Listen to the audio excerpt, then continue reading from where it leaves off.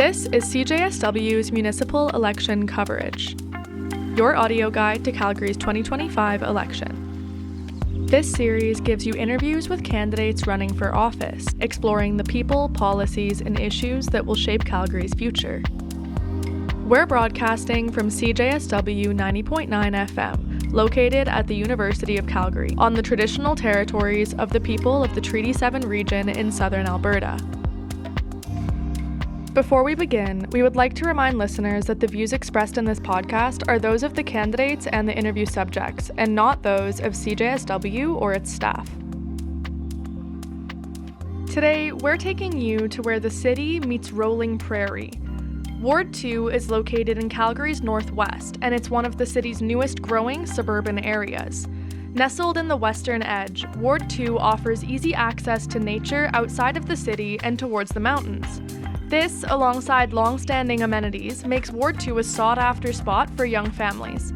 The communities included in Ward 2 are Ambleton, Arbour Lake, Citadel, Evanston, Glacier Ridge, Hamptons, Hawkwood, Kincora, Nolan Hill, Ranchlands, Sage Hill, Sherwood, and Symons Valley Ranch. We went directly to citizens of Ward 2 to ask them what they're feeling this election season. For improvement in that area, I think, I know we can't really control the weather. We always get the bad weather first. But in terms of probably transportation, buses and stuff, they're getting better. But before it was pretty horrible. Now we're just kind of starting getting into things. But I think the issue is we only have maybe 1-2 buses there, and then that's it. You're pretty much done if it's after, I think it runs pretty late now, but I think there's a certain cutoff time and then you're pretty much done. And what else needs to be in that area? I remember I was complaining about something, but I can't remember. City, you guys always lose electricity. Oh yeah. We just get random blackouts. So I'll just be driving home from here, and then the street lights all off. So you're just driving, and then you're lights, and then a wall of darkness. And you're like, this is weird. I think for Sage, they would really benefit from a community center. I know that I think Livingston has one, and it's been really helpful just for running events and doing stuff like that. And I think Sage, considering how centralized the area is, there's strip malls, Walmart, all that stuff around it, that if they had a community center there, it would be really, really beneficial. Yeah. Now that we've heard what's on the minds of Ward 2 residents, let's turn to the people hoping to represent them. We reached out to nominated candidates and trustees running in the 2025 general election to participate in this podcast. The following interviews feature only those candidates who responded and were available to participate within our production timeline. To ensure consistency, we selected about 1 minute of each candidate's response to include in this episode. The audio is presented unedited, and we've aimed to fairly represent each participant's message and voice. We remain committed to providing space for all voices and encourage voters to learn more about every candidate by visiting electionscalgary.ca. Jennifer Wyness has represented Ward 2 in City Hall since 2021. She will be seeking re-election in the fall, but there are a few other hopefuls with their hat in the ring. Now it's time to hear from the candidates themselves. We asked each of them the same set of questions to help you compare their priorities, values, and vision for Ward 2. On social services. What do you believe is the city's role in supporting vulnerable Calgarians through social services such as mental health support and harm reduction? Running with a Better Calgary Party, we have John Garden. A fentanyl and opioid crisis in Calgary is part of a larger mental health issue. It's, so that's a safety issue on a number of fronts. But what I'm also seeing is a direction of services like fire, ambulance, to take care of these fentanyl overdoses, which leaves the fire departments understaffed. As far as social services, I think we need some help for some of these people. I hate to call them these people, but we need to help them the best that we possibly can. And I think the city should be providing some resources for that. Because again, harkens down not only to their own safety, but to the public safety as well. And I don't believe we're addressing that. I think that's a great question. From independent candidate Jennifer Wyness. Our support goes through how we manage our CPS services, our fire department, and some funding into nonprofits. And so it's about making sure that the processes in with our Calgary Police Service, our Calgary Fire Department are there to support Calgarians at their most vulnerable, as well as advocacy pieces. Right now, this current model at Municipal is creating fractured healthcare. It's leading to more people falling through the cracks because our model doesn't connect to the provincial and federal funding, and we are not actually giving the best support. What we really need to start creating, and we've been advocating for, is bringing back mental health hospitals, a place where you have an emergency room that connects people to safety and gets connected to the right people. We're at a university where we have a psychology department of people training to get into the field of healthcare, and they're having to take an undergrad in business when really we need our tax dollars supporting a model that allows people to get the best supports they need, and so no one falls through the cracks. From independent candidate Trevor Kavanagh. Yeah, I think the city has a big responsibility.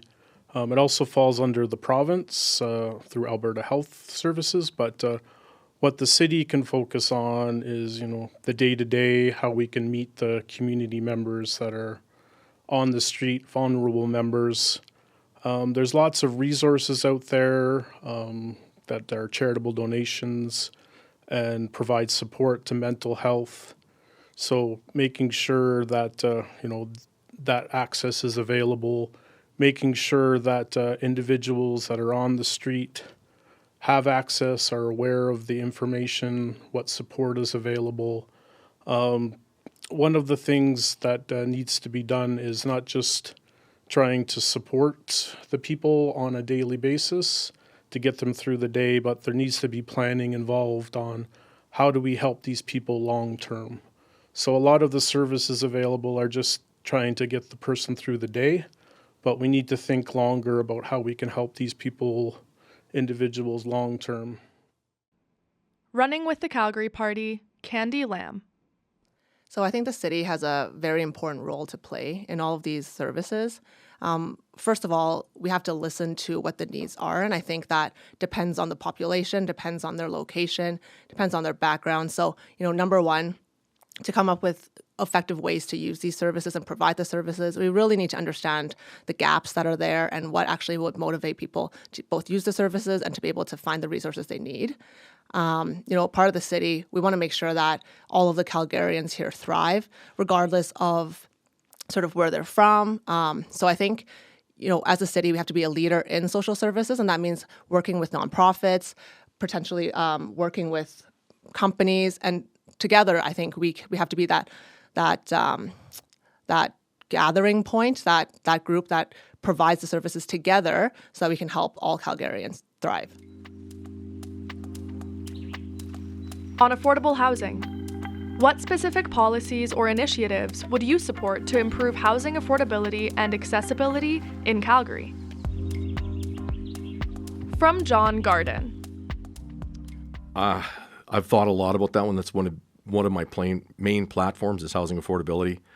I disagree with the blanket rezoning that we've got in the city right now. It basically allows me in my house to tear it down and put up a fourplex with 4 auxiliary suites in a neighborhood that was not designed for that. What I'm seeing in particular, I look at Arbour Lake, there's a green space that they're going to be putting up 4 fourplexes with auxiliary suites in each building. So that's 32 new families moving into a neighborhood that's got no access. What I look at is we're getting rid of a green space and there's no place for the kids to play anymore in that neighborhood. I think we need a lot more thought put into our neighborhoods, especially we've got an opportunity to look at the new subdivisions that we're going to be building. From Jennifer Wyness. So right now we've been doing a lot of support for the mixed income model. We just had a presentation at Audit today from Calgary Housing, and they're talking about all their successes off of shifting that model, especially in our civic partner managing both provincial housing as well as the municipal role. I think when it comes to affordable housing, the city does I think our strengths would be using city lands and leasing it out at below market rates for a nonprofit to focus on just housing people. Right now, I see a challenge in this market where our affordable housing providers are trying to do everything and be everything, and you can't be successful at trying to be the developer that's building and then go into management. Those are different skill sets, and we're asking too much of our nonprofit providers. We have to allow those that can effectively manage and make sure that once it's built and we house people, that the maintenance and long-term care of the residents are actually taken care of. From Trevor Kavanaugh. Yeah, this is one of the big hot topics that are here in the election on rezoning. And that was the purpose of the Rezoning Act, is to be able to bring in more affordable housing. But, talking to Calgarians, there's not much support with that. With City Council, 700 people came forward, 60% of them were against rezoning, 30% were for it, and then the city went ahead with the rezoning bylaw. So it's clear that we need to come up with another solution that meets the needs of Calgarians. We should be looking at how other jurisdictions, cities are looking at this, and it shouldn't be expected that this is going to be a quick solution. But we really need to put our heads together and not just come up with rezoning, and then that's going to make things easier to build. From Candy Lamb. I think, housing affordability is the forefront, and that should be the forefront of how we plan our city. As the city grows, the needs have changed, and what we really need to do is how are we being able to actually support affordable housing, and where should those be? We look at addition of housing in the city, and not all of those are actually affordable. Just because there's density, it doesn't mean that the housing is now available for people to purchase at an affordable rate. So what we need to be doing is really planning our affordable housing or opportunities for that around infrastructure that can support that. So that means transit. For example, if you have an affordable apartment but there's no transit, now you have to buy a car, which leads to this unaffordability for the person. So, let's look at where we're going to develop those things and actually hold developers accountable and these companies accountable to actually provide the affordable housing long term. What are we doing long term, 10, 20, 30 years, and keeping the housing affordable?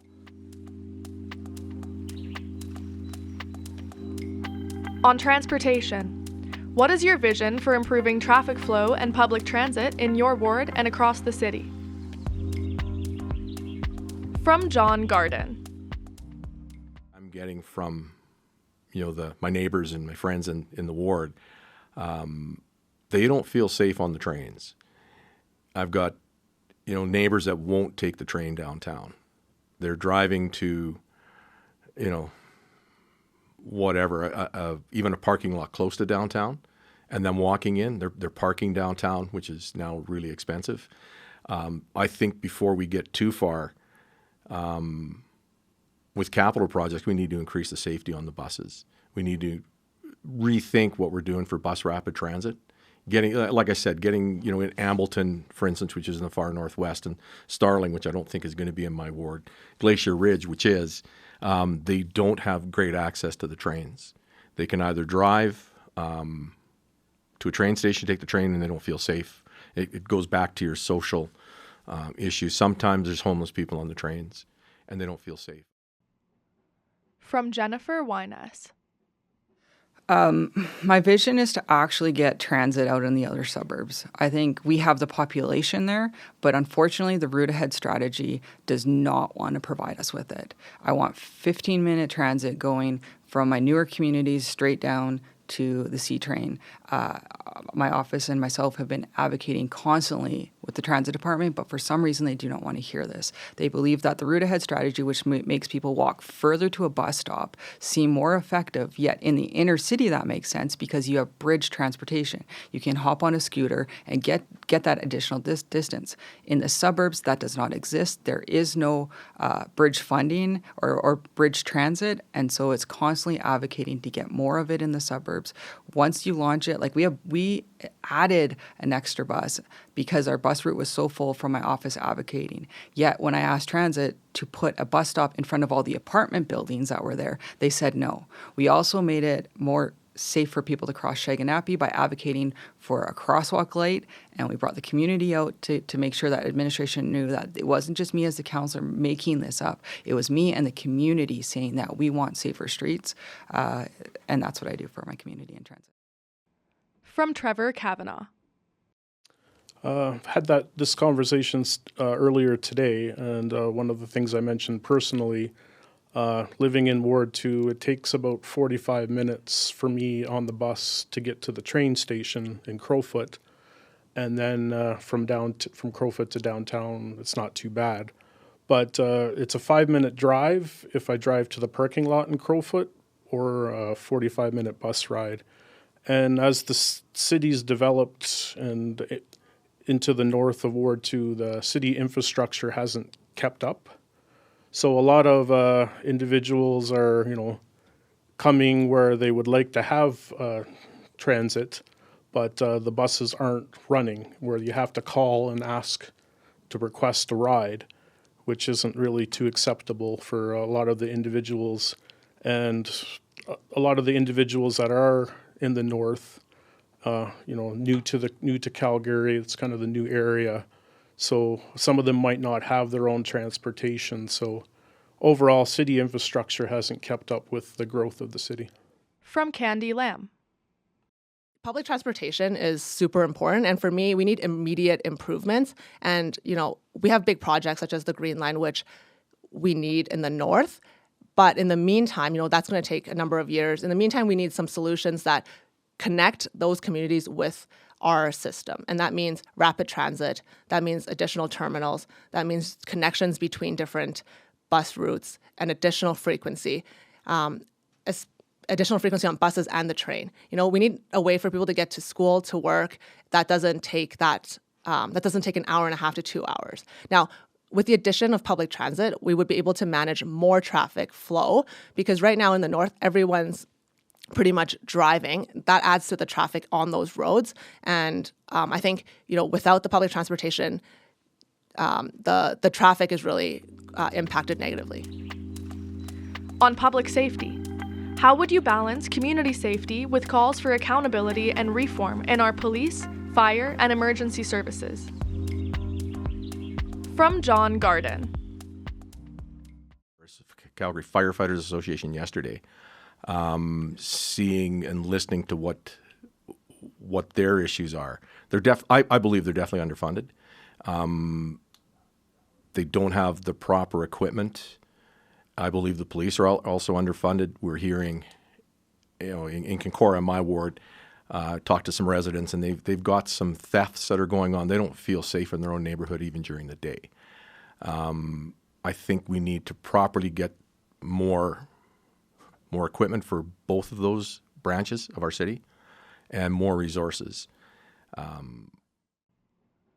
From Jennifer Wyness. This is something I have been working on for the last 4 years. When it comes to this, it's about making sure we're creating the right support. So with our fire department, I wrote a notice of motion that looked at what do the fire department need to actually be the most effective they are. At the time we came in, they were doing a lot of opiate call-outs. And so we had to make, instead of sending the big fire truck, we had to make roving units to go out and be more responsive and adaptable to that problem. With the Calgary Police Service, we have been doing a lot of different programs and partnerships within the community getting people connected to services. And so the police commission is doing a really effective job at trying to reshape protocols in the organization to actually tackle this problem. I'm currently working on a subcommittee that is tackling open air drug use, and what should the policy be? What should the advocacy be? How do you make sure you're connecting when our officers are interacting with citizens, that we're connecting them to services and not just the justice system? From Trevor Kavanaugh. Well, one of the things that we have in Ward 2 is we have a fire department, fire station, but we don't have a police station in Ward 2. And all the information that I've looked into is that there's no plan at all for getting a police station brought in. We have some candidates running for mayor that they're announcing that, we need 500 more police officers.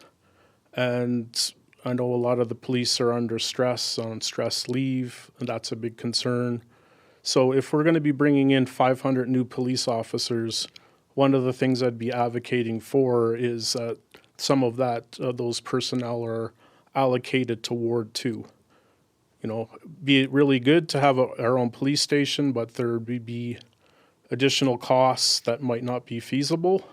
But at a minimum, I'd like to be able to have more coverage, more visitation from the police department in our ward, because that's been lacking and been a concern for a lot of our citizens in Ward 2. From Candy Lamb. So I think public safety is something that we've heard a lot from the residents as I'm door knocking in Ward 2. That part of that is, within the communities, and part of that is throughout. So, within the communities, we have to really look at how are we managing the traffic in those areas, speeding, and the safety of our communities. And then also, with the police, with additional, monitoring of certain areas that are key. And I think the key of this is providing mental services and social services to those who actually require it. We have to come up with a plan that's cohesive with all the departments for safety. And some of that might be infrastructure based. So, for example, at the train station, potentially that is increased lighting, increased cameras, increased patrolling, and then actually providing help for people who need it so that the situation doesn't continue. On environment.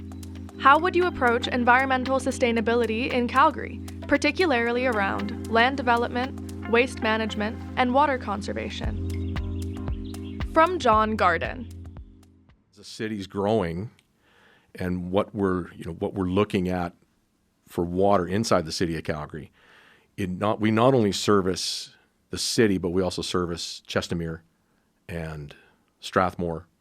I don't think we do Cochrane, but there is a lot more to the water issue than just inside the city of Calgary, and that needs to be looked at as well, because the Eastern Irrigation District, which starts basically at Chestermere, does have their own water system that I think we should be able to get those communities away from the city of Calgary, as we're growing probably at a rate that probably exceeds their city's population on a yearly basis.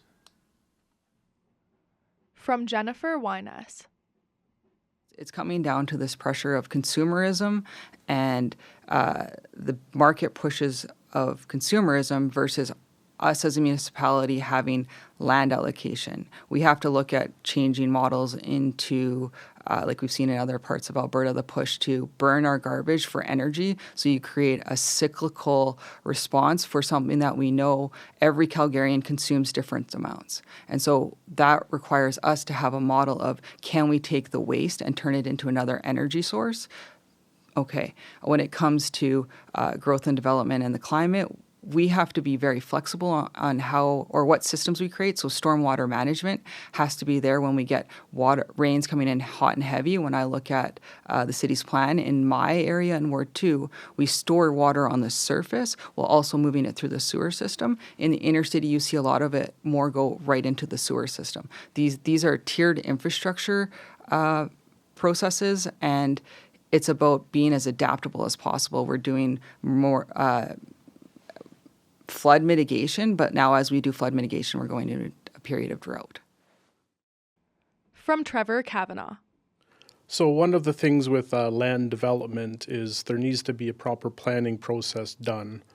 We can't just jump to any opportunity, but we need to think clearly and plan appropriately on how we're going to develop. A lot of money is wasted and lost if we're looking at afterthoughts on, well, we should have did this, we should have did that. So a lot of money and focus should be focused on upfront, how we're going to develop. This also is with waste management. What's the long term? We have 3 waste facilities here in Calgary. Are we getting to the point where they're about half full? What's the long-term plan afterwards when we do that? And for water management as well, we need to be planning, there's been lots of droughts. We need to be planning appropriately where we're going to be able to supply the water to the city. From Candy Lamb. My background, I'm an engineer, and for me, environment is a very important piece of the puzzle here for the city. I think the first way we could benefit the environment and keep that kind of at the forefront is through efficiency.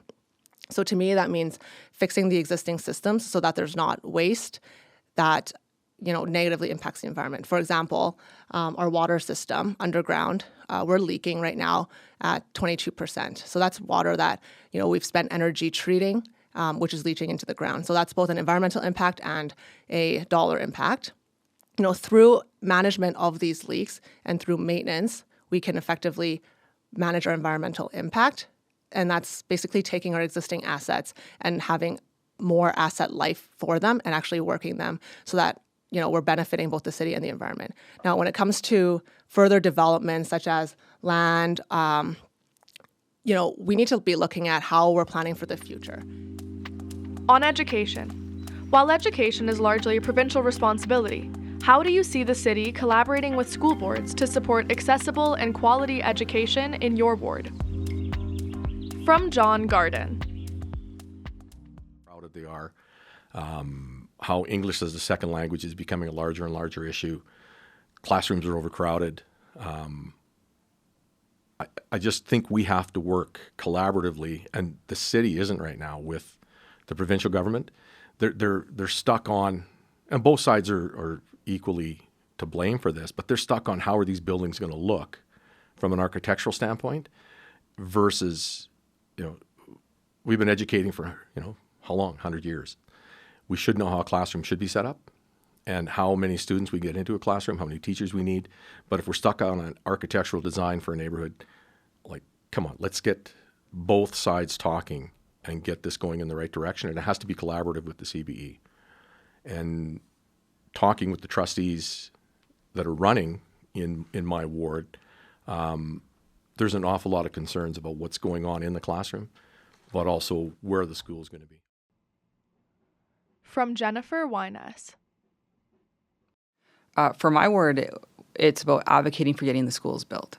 I've been very successful at getting that message to the province, and we've had numerous schools approved to be built. We broke ground recently on a school in Nolan Hill. It's one of 2 that are going in there. We have another school going in Evanston, and it was about building bridges. For me, as the current city councillor, I am working with both a UCP representative and an NDP representative, where I have to showcase and articulate the needs of our community in a way that allows both parties to see the value in it. And I've been extremely successful in advocating to meet our community needs. From Trevor Kavanaugh. Another big issue where overcrowding, as you mentioned, that it's more under the provincial scale, but the city itself should be advocating more to the province on we need more support. The teachers are overwhelmed, working with small class and overrun classrooms. So we really need to be able to reach out to the province and work more with the province to be able to get more money allocated for teaching and for schools. And with Ward 2, it's been expanding quite a bit to the north, where there's lots of new communities, lots of immigrants that are coming from different countries where English might not be their first language. So one of the things that we should be focusing on when we're developing future schools to the north of Ward 2 is taking those into account as well. From Candy Lamb. So you're right, education is a provincial responsibility. However, as a city councillor, our job is to really listen and amplify the voices of our citizens. And part of that is listening to the parents, the school boards, the schools, the teachers, and amplifying those voices so we can bring that up to the province. I think it's our responsibility to make sure that our voice is heard, and that means actually having a voice for the people. So I think the city does have a really big role to play in public education. And as a city councillor, I hope to be able to coordinate that way. In addition, there's also the ability for us to voice where we need schools later on, and that has to do with planning. You know, when we plan new communities, we really have to look at what the needs are and actually plan out what we need for schooling and transportation, how we're going to work with the provincial government on those needs. You know, at the end of the day, we're talking about Calgarians, and let's make sure that we're providing a good quality of life for them and ourselves. On arts and culture. How will you support local arts and culture as a part of Calgary's identity? From John Garden. Inside the city, go off on a bit of a tangent, but what I found, I do a lot of mentorship here at USC with the engineering students. I do mentorship, and I've taught up at SAIT with young students up there in the petroleum program. And one of the things I've always tried to do with the people I mentor is help them get them pointed in a direction where they may not have thought about what their passion is, but get them onto something that maybe gets them in the right direction. And I've had engineering students that are like, nah, I don't really like this. Well, what do you want to be? I want to play blues guitar. Well, you know what? You can do both. Give it a try, and then if that becomes your passion, you may just find out that you really don't mind being an engineer. You may also find out you don't mind being a concrete finisher. So I think the arts and culture scene really gives a lot of opportunity to figure out if that is truly what your passion is and if you're actually any good at it. From Jennifer Wyness.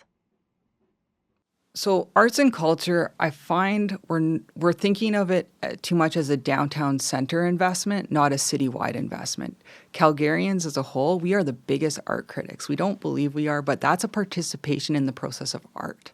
And what we have to do is make sure that we're engaging with art in the built form of how we build our buildings, how we build our communities outward, what community centers go in. Those are a piece of art because it's something we see, but we take for granted as a representation of art.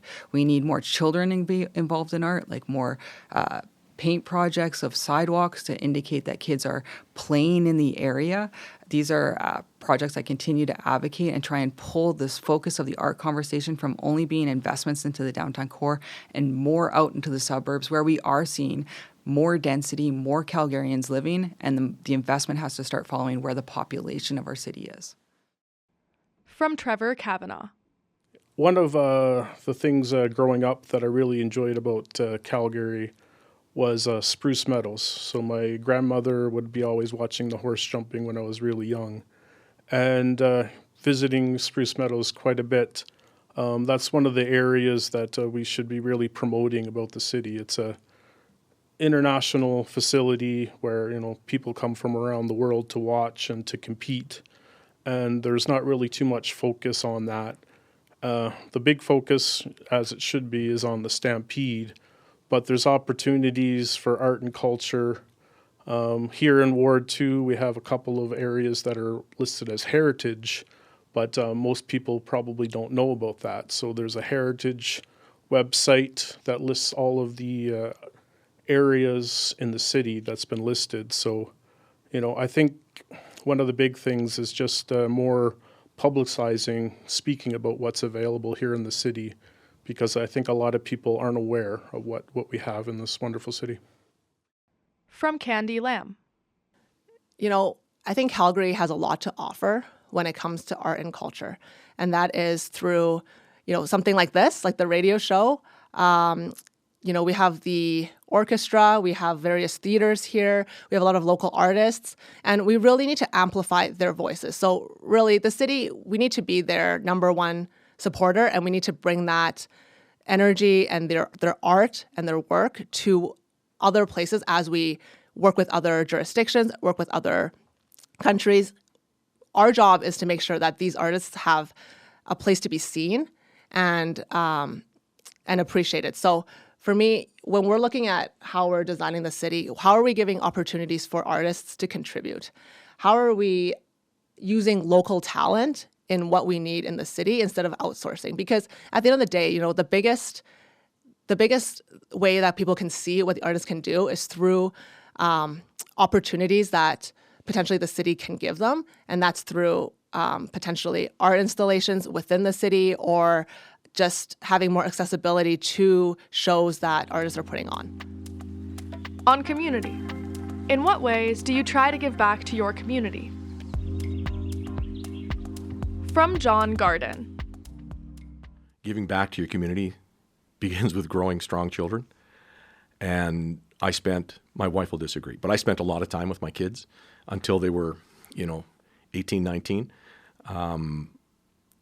Last exams my daughter took when she was in grade 12, she had a 5-day break. I took her to Kiev.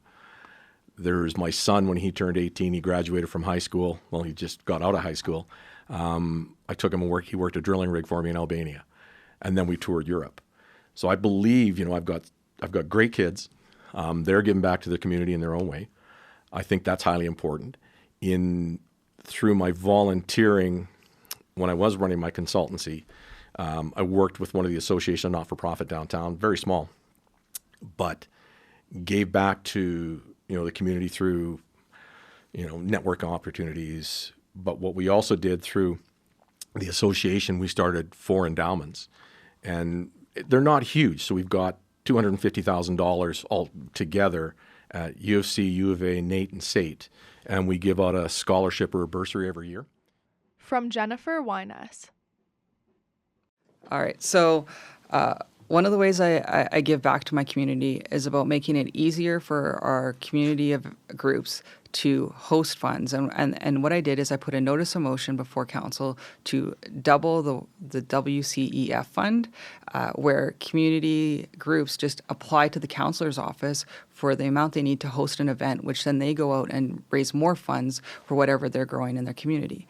One of the big pushes in Ward 2 has been over the last 4 years is to fundraise for the Symons Valley Leisure Amenity or Symons Valley Park.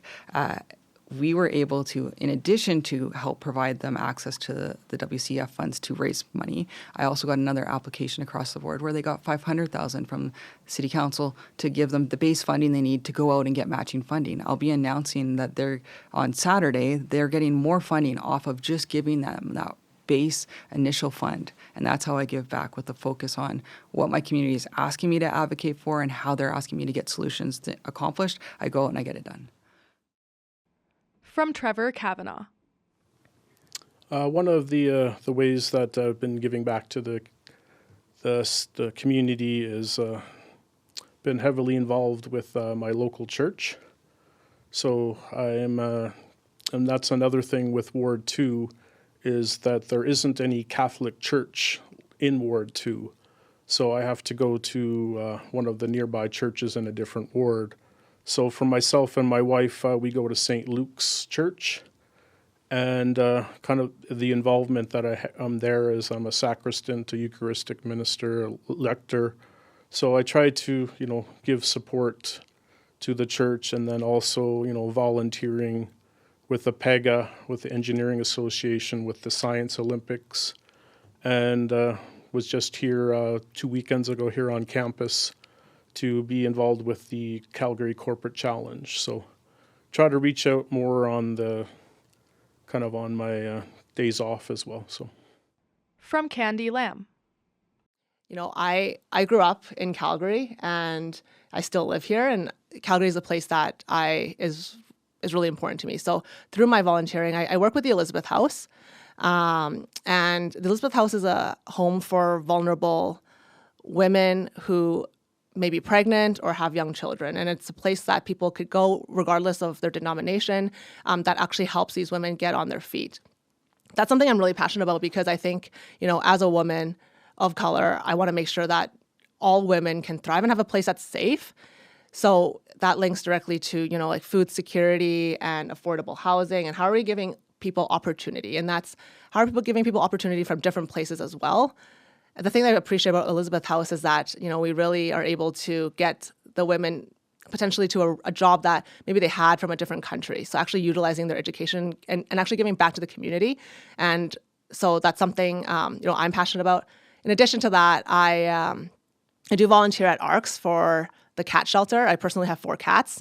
So again, cats is something that I'm personally very passionate about. And yeah, I think they do really good work there.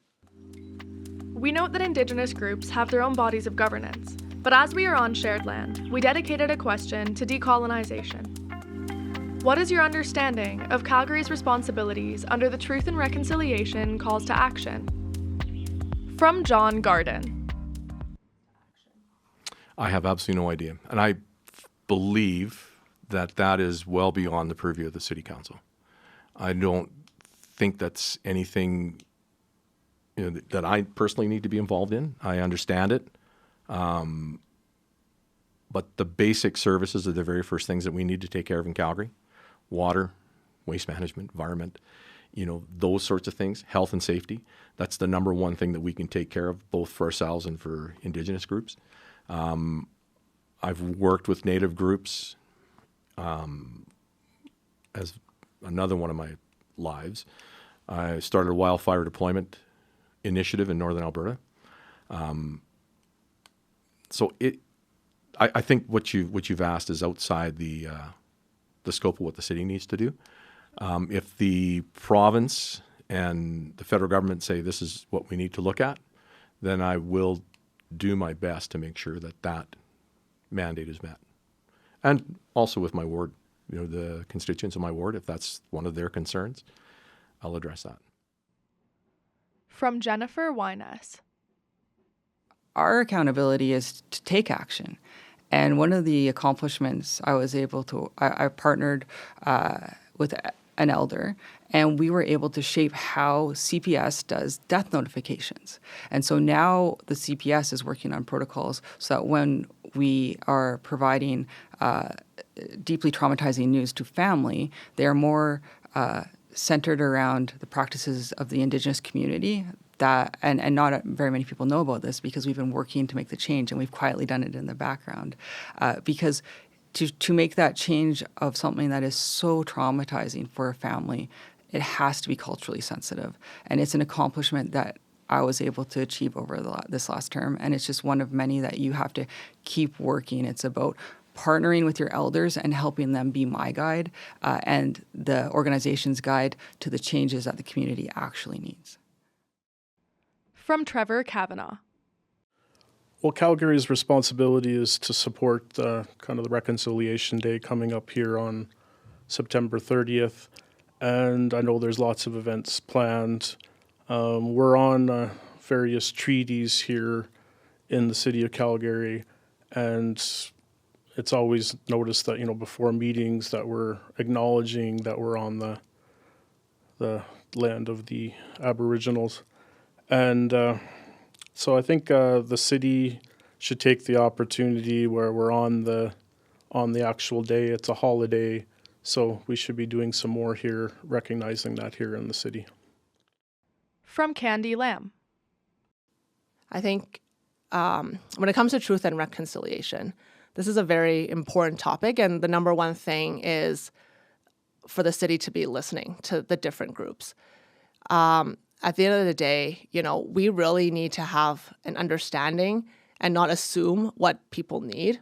And that's for all groups. So, our responsibility, listening to those concerns, listening to how we can help, and providing a forum for the different groups to actually interact and come up with a plan together. I think the city, our responsibility is bringing people together and providing support for those discussions and actually being able to action and come up with a plan to action those needs. So through that, I think is how we can really, really build that community and actually incorporate that into our everyday city work. Finally, we gave each candidate a moment to share any closing remarks. From John Garden. Where's the money going? We have all these programs that we're unsure of where the dough is actually going. So let's figure out how we can see where the money's going, how we can best allocate it into programs that are going to benefit the entire city. Our roads are starting to fall apart. The Calgary Fire Department isn't, properly staffed or properly equipped. The police department isn't properly manned, properly equipped. We're cutting their budgets. I think last year we were okay, but on a per capita basis, both of those departments have actually gone down in funding. But in reality, last year we generated a $276 million surplus inside the city of Calgary. My taxes have gone up 30% on my house. We did a 3.9% increase overall on my home. We're running a $276 million surplus. Our financial reserve account has got $1.4 billion in it. Why are we being overtaxed? Again, where's the money going? How are we spending it? I think there needs to be financial accountability and transparency as to how we can best service the city of Calgary without being overtaxed. From Jennifer Wyness.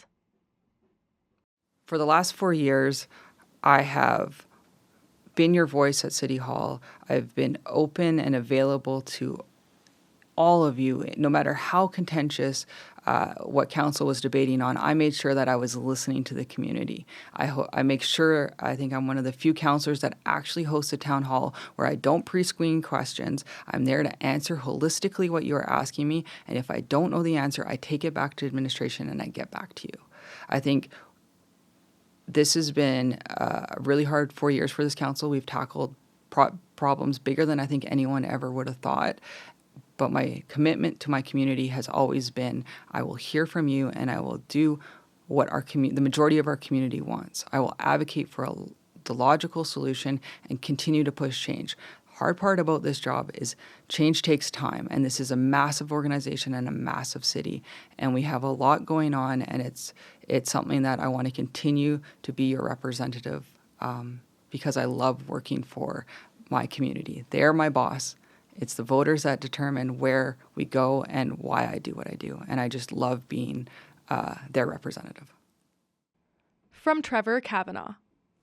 So once again, my name is Trevor Kavanaugh. I'm a U of C graduate, got my MBA back in 2017. I'm a professional engineer. And one of the big things that I've seen that I wanted to run for is just hearing how current council is handling things. I thought, this is an opportunity. I can support my community. I can help. I can make a difference. I've spent a lot of my time working for larger companies and consulting companies. So I'm used to working with larger budgets, multi-million-dollar budgets. So I think I can bring a lot of support. And for myself individually, I'm the person in the room that's always asking questions, why? So with the city council proposing a new budget coming up in November, it's not really giving much time for the new council members to be acting.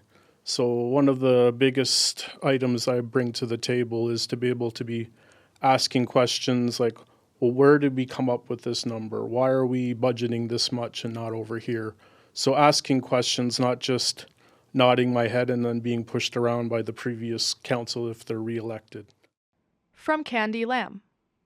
It's my first time being in politics, and I'll give you a little bit about why I'm running. So my background, I'm an engineer, project manager, and I actually started a small business here in Calgary.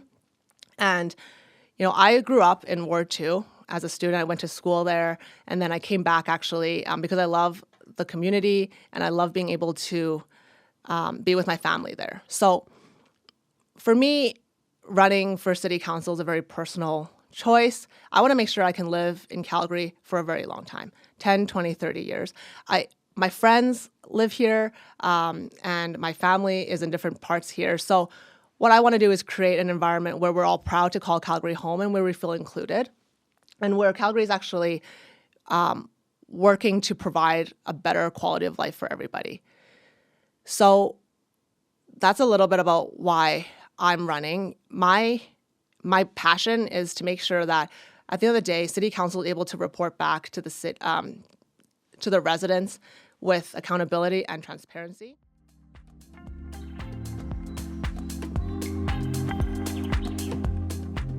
That wraps up our conversations with your ward candidates. We hope their insights help you feel more informed heading into the 2025 general election. Now, we're shifting our focus to another important group of elected officials, school board trustees. Trustees play a critical role in shaping the direction of public education. They're responsible for setting priorities, approving budgets, and making decisions that impact students, families, and communities across their school jurisdictions. While their work often happens behind the scenes, it has a direct effect on the quality of education in Calgary. Just like councillors, trustees are elected during the municipal election. To find out which board you vote for, whether it's the Calgary Board of Education, Calgary Catholic School District, or another publicly funded board, you can visit electionscalgary.ca and use the Where Do I Vote tool. We reached out to all nominated trustee candidates running in this ward, inviting them to participate in this podcast. The interviews you're about to hear include only those candidates who responded and were available within our production timeline. To keep things fair and concise, we've selected about 1 minute from each candidate's response. The audio is presented unedited, and we've done our best to ensure every participant's voice is clearly and accurately represented. Let's now hear from the trustee candidates running in this ward.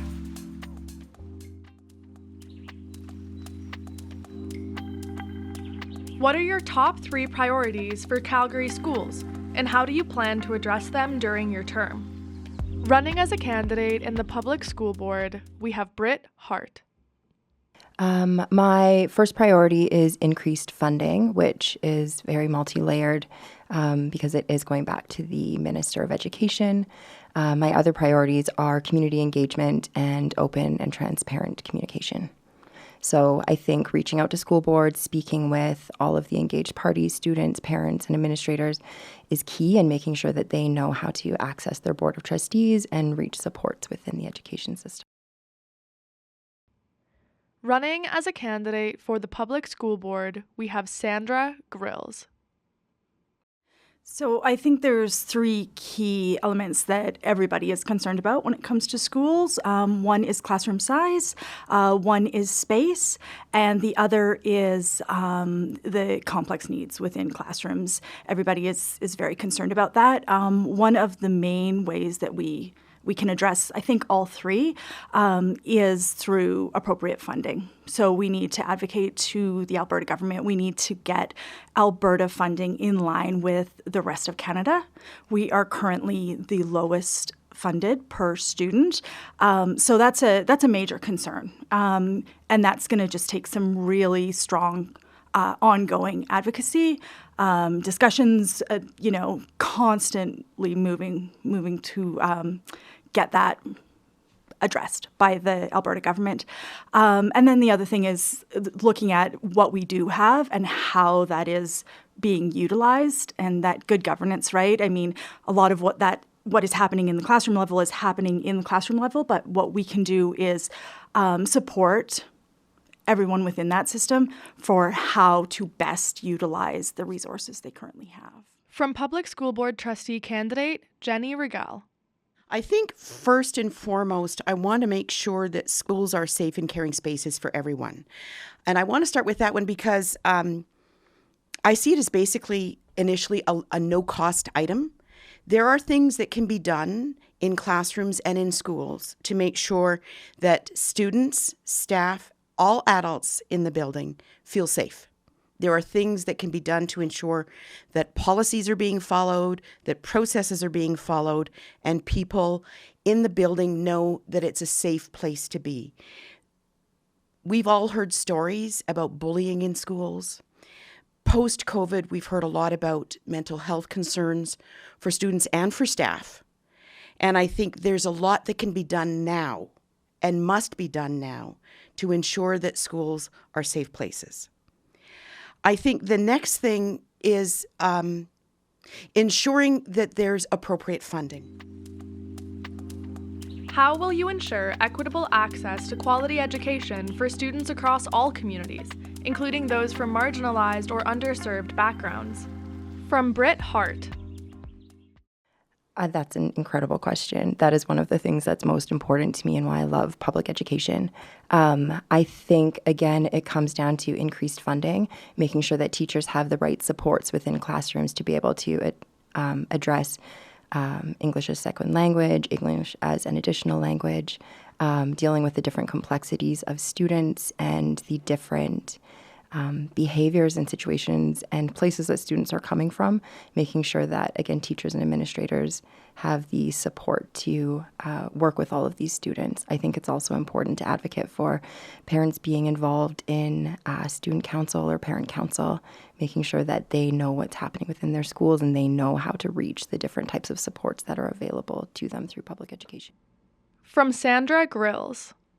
So, I mean, obviously equitable access is what public education is all about. It is why we have public education, and we need to, there is a difference between equal and equitable, and we do need to look at schools that have higher needs, that have more complex classrooms. How do we address that, whether it is through funding, whether it is through change in the space availability, whether it is in the number of teachers or supports that are available, ensuring that equity is in place by truly addressing those complex needs, because we are a growing society, and what is happening in the classroom is becoming increasingly more complex with the number of students that are coming in and the needs that they have. And so being able to support in how do we address that with distinct, is it parent, or pardon me, is it extra teachers, or is it extra funding, or is it extra, librarian? What is it? And making sure that is addressed across CBE. From Jenny Regal. A trustee's job is to not just look at his or her two wards, but to look at the entire city. So we have to look at where the data shows us there are greater needs than in other places. Because our funding is so limited right now, unfortunately, I'm sure it must feel like medical triage, except this is educational triage, to make sure that kids are getting what they need. We have to make sure that all resources are being used as optimally as possible. And then when we know we're running out of money, which they must do every year, we need to make sure that everyone in society, the government and citizens, voting citizens, need to understand that investment in education is a priority. Our kids are worth it. And all of the research is showing right now that kids need supports. All kids deserve supports. We shouldn't have to pick and choose, and we shouldn't have to do more with less. How will you engage with parents, teachers, and students, and the broader community to ensure transparency and responsiveness in decision-making? From Britt Hart. I think as a trustee, we have this great opportunity to use social media. It is really underutilized, I've noticed, among the Board of Trustees currently. My background in communications makes it very natural for me to want to reach out and use digital communications in a way that hasn't been before. I also think engaging with school boards, typically trustees wait for schools to reach out to them and ask for support. I think making sure that you're introducing yourselves to your schools and reaching out to the parent councils is going to be something that's really important to me, so that parents and anybody else that's involved in their child or their individual schooling knows how to access their trustee and how to access the resources they have available. From Sandra Grills. So clear communication is key. It's key in everything, not just in this. It's something that all of us have to do all the time, no matter what our job is. But ensuring that we are disseminating the information so that parents have clear, rapid access to that information is key. Being sure that it's accessible. So whether it's on the CBE website or whether it's newsletters out to parents within my ward or within the entire CBE, making sure that they get those constant touch points and rapid response when parents reach out. how do I move forward with this? How do I move forward with that? We need to, as trustees, be available to them to get them that information that they need as rapidly as possible.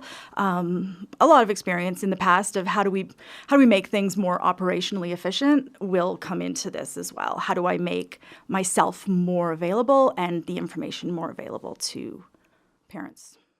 From Jenny Regal. I've been a teacher for many, many years. I know there's regular communications back and forth between school and community, between teachers and parents. The information is there. All you need to do is reach out or pay attention and be aware when the school is reaching out to you. That said, should I be lucky enough to become the trustee in Wards 1 and 2, I pledge to attend as many school council meetings as I'm invited to create as many opportunities as possible, to listen to the community. They're the people who live there in each of those neighborhoods. They're the ones most often with the kids in those schools. And they're going to know about some of those nitty-gritty kinds of issues that are starting to bubble up. I believe that trustees also need to make sure that they're listening to their employee groups by attending their monthly employee meetings and finding out what's going on and distilling all of that information into what is it that trustees can do and how can trustees support them in any advocacy work with the government in terms of additional supports. What is your position on the role of schools in addressing issues such as mental health, inclusion, and anti-racism? How would you support initiatives in these areas? From Britt Hart. I think that schools play perhaps the very most important part in society with addressing things like that. I think making sure that teachers have the right training and the right tools available to them to handle the complexity, again, of racism, different social issues, students that are facing abuse or disparity in any way. But it really comes down to making sure teachers are provided the support to be able to handle those complexities, because they absolutely will come up. And it's important that they understand and have the compassion to address things like that, and also that they can model those behaviors for students to be able to see as well how to deal with the complexity. Our city is growing. We have people coming from all over the place.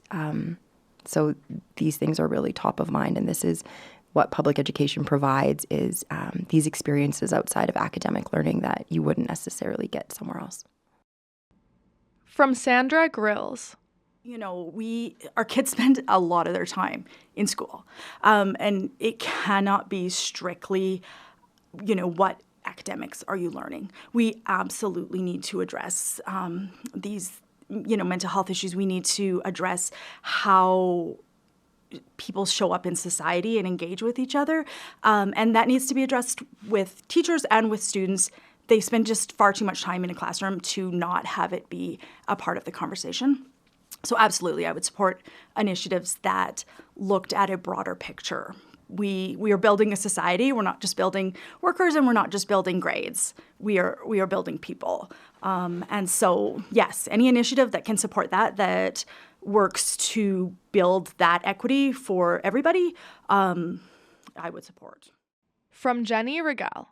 Schools are supposed to be safe havens for everyone, where we learn about each other. And we learn that those that look different from us have so much to offer us in terms of what we can understand about our world. When I went to school, it was white middle class. I'm that old. There weren't that many immigrants around when I went to school, those many decades ago. I've been teaching. I've seen the face of my children change in those classrooms.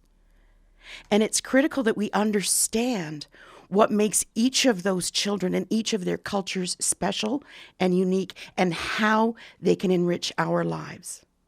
Whether they're culturally different because they come from outside of Canada, whether they're culturally different because they're Indigenous. Schools are critical in making that happen, and we have to do everything we can to support the work in keeping them safe spaces where we can learn about each other and become better people. With ongoing concerns about education funding and class sizes in Alberta, How will you advocate for the resources schools need while working within budget constraints? From Britt Hart. That is a challenging question. My conversations that I've had with the Board of Trustees and my firsthand experience within schools show that there just is not enough funding. I have seen student councils and parent councils have to raise funds for classroom supplies, which is unfortunate. There are a number of classrooms within the city that are over 27 or 30 individuals, and that is unsustainable. It's truly unfair to teachers and to the students in those environments. I am not sure how the budget can be moved anymore to create more funding for these classrooms.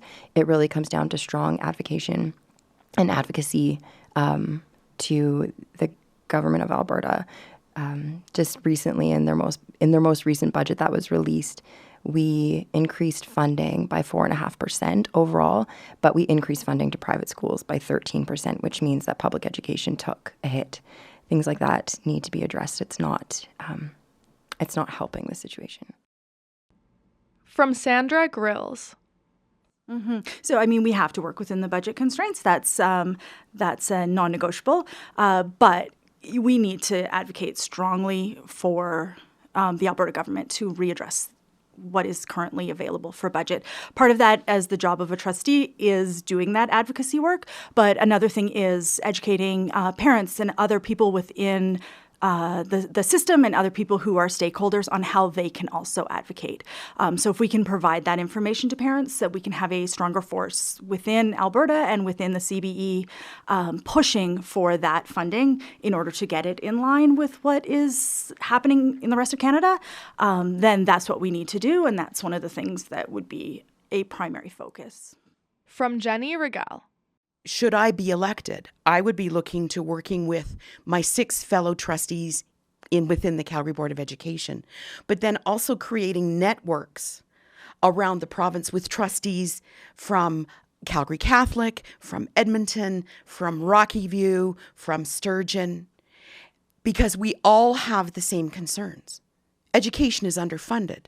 There's information from Stats Can and supported by the Fraser Institute that says that Alberta funds the least per student of any province in the country. That's not acceptable. Our children are worth more, and we as trustees who have been given this duty, this sacred duty by the electorate to look after public schools in Alberta, need to work together to convince everybody, the government and society, that an investment in public education is an investment in the future, and our kids deserve that. They deserve no less. Is there anything else you want people to know? From Britt Hart. I do want to say that the CBE has done an incredible job with the limited funding that they have. One stat that I wish was sort of applauded more was that we in Alberta have the highest among math, science, and literacy scores across the country. I think we're second in science, but highest in math and literacy. We are ranked second globally in math and literacy and 7th in science. That's huge.